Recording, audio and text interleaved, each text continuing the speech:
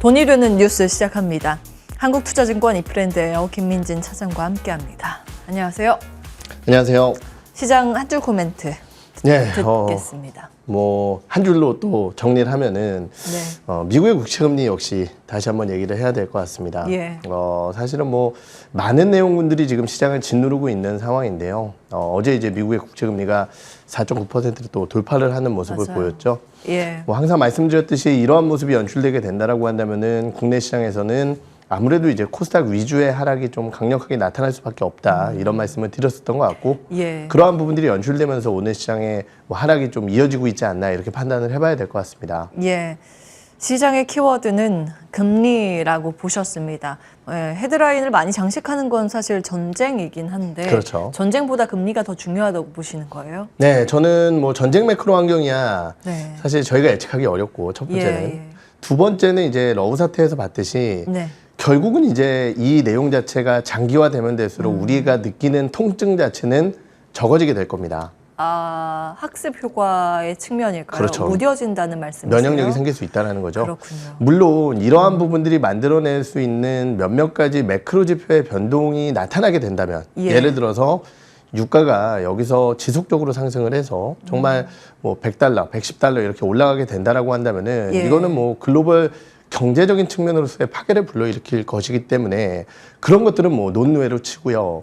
지금 나타나고 있는 상황 속에서는 그러한 확전은 제가 감당하기에는 예측하기에는 좀 어려운 부분이 있기 때문에 그렇군요. 그런 것들을 차치하고서는 결국은 이제 미국의 경기 상황, 파월 의장, 연준의 움직임, 그리고 채권 금리 이것이 가장 중요한 포인트가 아닐까 이렇게 생각을 하고 있습니다. 그렇군요. 감기 걸리셨어요. 네, 목소리가 안 맞습니다. 좋으시네요. 네. 예. 이게 환절기라서 여러분도 감기 걸리지 않게 옷 따뜻하게 입고 물 많이 마시고 그러셔야 합니다. 빨리 회복되기를 바랄게요. 네, 감사합니다. 시장도 감기에 걸린 것처럼 지금 흔들리고 있는데 시장의 회복도 그 수반되어야 하는 환경 요건이라고 하면 금리의 안정이라는 점 일단은 챙겨보겠습니다. 반도체 이야기를 좀 해보겠습니다. 앞서서는 오프닝 때도 이제 말씀을 드렸습니다만 시장이 흔들려도 지금 우리가 비빌 언덕이라고 표현되는 쪽이 반도체라는 점 알고 계실 겁니다. 간밤 이제 주목을 받았었던 실적들, 실적 발표한 반도체 장비 기업들 나와 있고요. ASML과 램리서치. 물론 사실 이제 업종 세부 사항들이 좀 많이 달라요. 이쪽은 첨단 반도체에도 많이 필요한 쪽이고 슈퍼을이라고 표현됐던 기업입니다.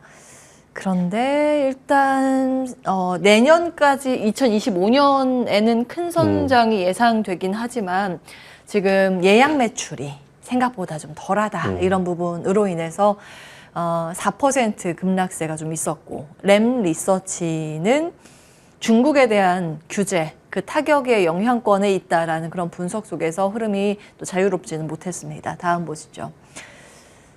우리가 이 부분을 어떻게 해석을 해야 될까요? 네, 사실은 ASML이 반도체 경기 회복이 25년 이후로 늦춰질 것이다. 이거는 사실 어떤 의도를 가지고 얘기한 건지 잘 모르겠어요. 왜냐면 이제 그들의 느낌상의 경기 회복은 당연히 2025년이 되는 게 맞다라고 생각을 하고요. 항상 말씀드렸지만은 지금 나타나고 있는 반도체 경기는 사실 회복이라는 측면에서 봤을 때 디램 업체 회복은 이미 진입 국면이라고 보는 게 맞을 것 같습니다. 근데 이제 장비 업체들의 회복 국면이라는 것은 그러면은 언제 진행될 것이냐라는 부분이겠죠. 주가적인 측면으로 봤을 때는 펀더멘탈의 개선이 나타날 수 있는 2024년도 후반 이 정도일 것 같고 주가의 반영, 본격적인 반영 자체는 내년도 중순 이후가 아닐까라는 판단을 하고 있습니다. 결국은 지금 얘기하고 있는 장비 쪽과 셀 업체들 간 혹은 여러 가지 이제 파운드들 마찬가지일 것 같고요. 이 업체들 간의 회복에 대한 간극 자체는 당연히 있을 수밖에 없다라고 생각을 합니다. 그 이유는 여러 차례 말씀드렸듯이 지금 나타나고 있는 메모리 쪽의 회복이라는 것 자체는 결국은 인위적인 캐펙스 컷 그리고 이에 따른 공급 축소에 따라서 세트 업체들이 조금은 빠르게 재고를 확충해야겠다라는 재고 확충 수요 이런 것들이 나타나고 있기 때문이거든요. 그렇기 때문에 본격적으로 장비 투자를 늘리면서 물량을 크게 확대시켜 나가는 정말 본격적인 업황의 상승의 고점이라고 좀 해야 될까요? 이 시점까지는 좀 많이 남아있다라고 표현을 할 수 있을 것 같고요. 예. ASML의 이 언급 자체는 국내 반도체 업종분들에게는 저는 큰 영향은 아니라고 생각을 하고 있습니다. 그래요. 다만 예. 이제 고민을 해야 될 부분이 뭐냐면요. 예. 지금 ASML이 이 얘기를 하게 된 가장 큰 배경 중에 하나는 미국의 중국 규제가 있습니다. 예. 그래서 이제 좀 더 늦춰질 것이다 이런 얘기를 했거든요. 예. 지금 랩리서치의 주가 하락이 나타난 부분도 결국은 이제 미국과 맞아요. 중국의 이슈 때문이었다라는 예. 거죠. 그렇다라고 한다면은 지금까지야 삼성전자와 SK하이닉스가 규제 완화 요건을 받게 되면서 중국 관련 리스크가 줄어들었다라고 할 수 있겠지만은 이 내용 자체가 나중에 또 바뀔 수 있다라는 거죠. 그렇군요. 그렇기 때문에 예. 그러한 부분들이 나타나지 않는다라고 한다면은 국내 반도체 업종군들은 뭐 해외 쪽 업체들보다는 현재는 훨씬 더 빠른 회복 구간에 진입한 것이다. 이렇게 그렇군요. 판단을 해봐야 될 것 같습니다. 이 앞에 화면 보여주시겠습니까? ASML 최대 고객사가 TSMC죠. 네. 예, 로직을 다시 한번 좀 정리를 해드리면 ASML 장비를 판매하는 기업이고 그 장비를 가장 많이 사는 쪽이 TSMC. 그럼 TSMC는 무엇을 하는 쪽이냐? 엔비디아가 설계를 해서 설계도를 TSMC에 넘겨주면 우리가 알고 있는 AI 칩을 네. 최종적으로 만드는 쪽은 TSMC. 만들어서 이제 엔비디아한테 다시 넘겨줍니다. 요 구조인데 지금 시장의 발목을 잡는 건 전체 반도체 업황에 대한 우려감이라기보다는 미국이 중국 제재를 더 강하게 하고 있고 네. 그 제재 중심에는 엔비디아의 AI 칩이 있기 때문에 도미노 현상으로 엔비디아, ASML, 랩리서치, TSMC 네. 이렇게 타격을 받을 거라는 논리입니다. 상대적으로 우리나라는 그 첨단 반도체에 대한 우려감보다는 그 범용 반도체 기존 디램이나 낸드 그렇죠. 가격, 스팟가가 지금 계속 올라가고 있거든요. 이 현물 가격은 반등을 하고 있고 업황의 회복 사이클 진입에 대해서 더 크게 반영을 시켜야 하기 때문에 이와 좀 별개의 움직임을 보일 네. 가능성이 있다. 이런 논리입니다. 자, 그러면 반도체에 대해서 지금 흔들리고 있는데 오히려 매수의 구간 기회로 보시는 겁니까? 아니면 가지고 있는 분들은 팔면 안 되는 구간 정도 일단 보유자의 영역이라는 말씀이실까요? 네, 사실 제가 이제 7만 원 밑에서 삼성전자는 계속 사야 된다 이런 말씀을 좀 드렸었던 것 같고 어제 7만 전자 나왔었죠. 그렇죠. 예. 결국은 이제 단기적으로 또 SK하이닉스가 신고가를 또 보여주기도 했었고요. 아, 예. 반도체 업종군들이 워낙 좋은 주가 흐름을 보이고 있는 것이 분명히 맞습니다. 예. 그리고 대외적인 변수 요인들을 사실은 크게 변하지 않는다라고 가정을 하게 되면은 현재도 반도체 관련주들에 대한 매력도는 굉장히 있다라고 생각을 하는 상황이에요.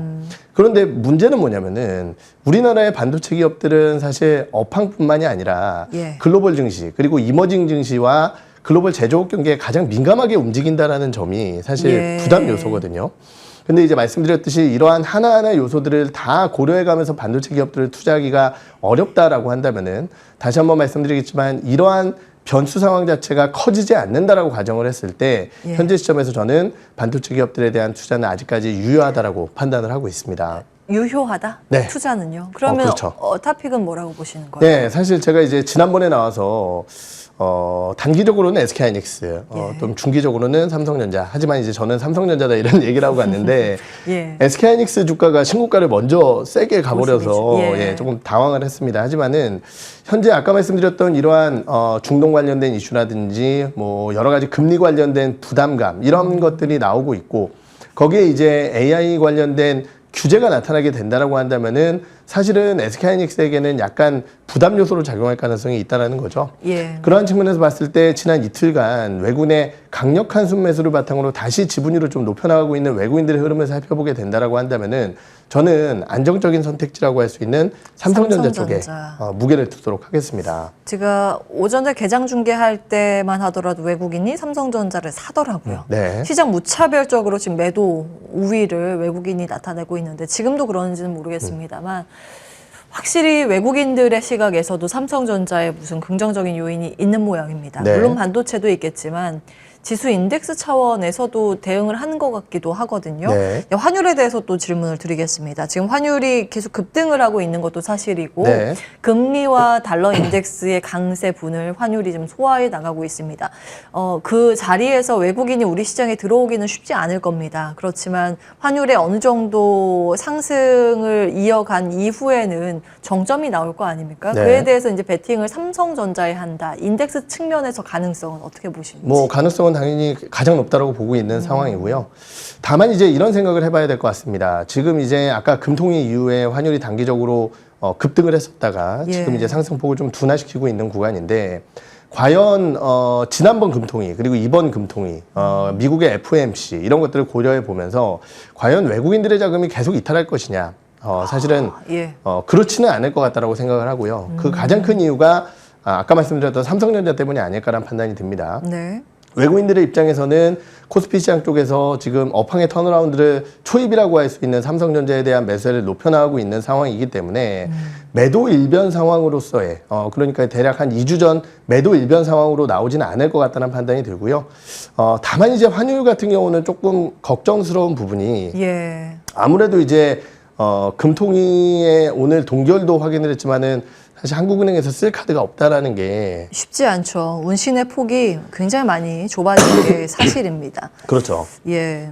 그렇기 때문에 아유, 그러한 괜찮으세요? 부분들에 따라 네, 환율이 조금 더 상방으로 갈 수는 있겠지만은 예. 외국인의 매도 압력이 여기서 과도하게 급격하게 늘어나지는 않지 않을까 이렇게 생각을 하고 있는 상황입니다. 자, 어느 정도 이제 환율이 좀 진정이 되어야 하는데 일단 시장의 수급 상황 보시는 분들이라면 꼭 환율 상황도 같이 체크를 해보실 필요는 있겠습니다. 한미반도체 의견만 간략하게 볼게요. 오늘 왜 이렇게 강한 거예요? 한미반도체 같은 경우는 뭐 주조환원 관련된 이슈도 좀 있었던 것 같고요. 예. 거기에 사실 첨단 반도체 관련 기업들 우리가 아까 AI ASML 이런 얘기를 했지만은 예. 사실은 우리나라 내에서의 투자를 생각해 보면은요. SK하이닉스 잡아야 되거든요. 삼성전자가. 그렇죠. 그러면은 삼성전자는 대규모 투자를 해야 됩니다. 지금 HBM3E뿐만이 아니라 HBM4, 5까지 거기부터는 이제 우리가 먼저 나가겠다 이렇게 얘기를 하고 있거든요. 네. 그러면은 관련 대표적인 장비 기업이라고 할 수 있는 한미반도체라든지 아니면 이오테크닉스라든지 HPSP 이런 기업들은 관심도가 계속 이어질 가능성이 있습니다. 예, 지금 뭐 중국에 대한 규제 이런 것들이랑 상관없이 삼성전자와 SK하이닉스의 경쟁 구도 안에서 틈새의 전략으로 예, 뭐 둘 다 뭐 투자를 한다 그러면은 누가 수혜를 볼 것인가의 차원에서 장비주 긍정 평가했습니다. 한미반도체 탑픽인가요? 예, 한미반도체 역시 뭐 AI 반도체 쪽에서는 가장 탑픽으로 좀 볼 수 있을 것 같습니다. 예, 다음 이슈 넘어가겠습니다. 자, 테슬라 어닝 쇼크라는 제목이네요. 그럼에도 불구하고 시간의 거래에서 테슬라의 주가는 상승세를 시현하기도 했는데 다시 내렸습니까? 네. 좋지 않네요. 네, 이거 어떻게 평가하고 계세요? 네, 지금 제가 아까 들어오기 전까지는 4% 이상 하락세를 네. 좀 보였던 것으로 기억을 하는데요. 예. 결국은 이제 실적 평가에 대한 부분은 절대적으로 감익된 부분보다는 우리가 이제 테슬라가 왜 감익이 됐는지 그리고 이익률에 대한 차원에서 앞으로 테슬라가 어떠한 전략을 취할지 이것이 이제 가장 중요하다고 생각을 하거든요. 예. 이번 테슬라 실적에서 좀 아쉬운 부분이라고 한다면은 점유율 방어를 위해서 가격 전략을 펼쳤습니다. 예. 그런데 시장이 커지는 것보다 그리고 물량이 늘어난 것보다 테슬라가 다 감당을 하기는 어렵다라는 거죠. 예. 그 빈자리를 글로벌 OEM 업체들 그리고 중국 업체들이 채우면서 1분기 대비해서 3분기의 점유율은 오히려 조금은 줄어들었습니다. 이게 첫 번째 이제 아쉬운 부분일 것 같고요. 예. 두 번째는 이제 영업이익률적인 측면에서 봤을 때 7%대 중반 영업이익률 나왔거든요. 이제 미국 일부 투자자가 이런 얘기를 했어요. 테슬라라는 기업은 기술 기업으로서 우리가 밸류에이션을 줬었다. 예. 근데 7.5%라는 영업이익을 보면서 일반적인 제조업체가 돼버린 것 같다라는 표현을 예. 썼습니다. 지금 뭐 우리나라에서 항상 저평가주로 이름을 올리고 있는 가장 대표적인 기업 중에 하나가 현대기아거든요. 아, 그렇죠. 현대기아가 그렇게 저평가받는 이유는 5천만 원짜리 차 팔아서 영업이익률 얼마냐 이것도 가장 크다고 볼 수 있을 것 같습니다. 그렇죠. 예. 그런데 지금 현대기아보다 영업이익률이 훨씬 더 낮아졌다라고 한다면은 이것도 이제 시장의 부담일 것 같고요. 예. 또 하나 이제 눈여겨봐야 될 부분은 사이버 트럭 관련된 또 머스크 예. CEO의 언급이었던 것 같은데요.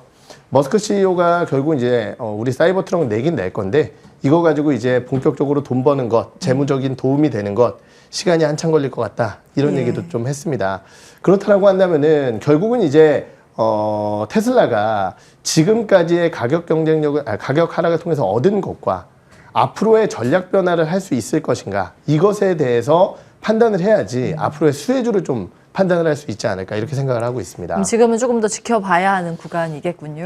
그렇죠. 그런데 이런 생각을 하고 있습니다. 만약에 예. 할지 안 할지는 모르겠지만 우리는 시나리오를 가져가야 된다고 생각을 하고요. 예. 테슬라가 정말 가격 전략, 즉 지금 이러한 저가 전략을 우리 이제 손을 놓겠다라고 예. 한다면은 과연 어떤 기업이 제일 좋을까? 어디가 좋을까요? 저는 사실 완성차 업체, 특히 현대기아 입장에서는 굉장히 좋은 소식이라고 생각을 하고 있습니다. 가격에 대해서 부담을 덜 받을 수 있으니까요. 그렇죠. 아, 지금 예. 이제 미국에서 전기차 팔기 위해서 보조금 어마어마하게 주고 있고요. 예. 거기에 더해서 테슬라가 최근 리스 시장 진입하기 위해서 리스 가격을 낮추다 보니까 최근에 현대차 같은 경우도 미국 리스 가격 인하를 했거든요. 예. 이런 것들도 다 비용 부담이라고 볼 수 있을 것 같은데 진검승부를 하게 된다라고 한다면은 거기서의 포지셔닝 가치는 충분히 유효하다라고 판단을 하고 예. 거기에 더해서 자동차 가격 인상이라는 게 저는 배터리 업체들에게도 전혀 나쁜 소식은 아니라고 생각을 합니다. 그렇기 때문에 예, 예. 테슬라의 가격 전략 변화가 좀 나온다면은 전체 섹터에 긍정적인 내용이 되지 않을까, 이렇게 판단을 하고 있습니다. 예, 전략 수정에 따른 나비 효과. 앞으로의 관련 종목들 시세 볼 때 체크 포인트로 놓고 보시면 되겠습니다.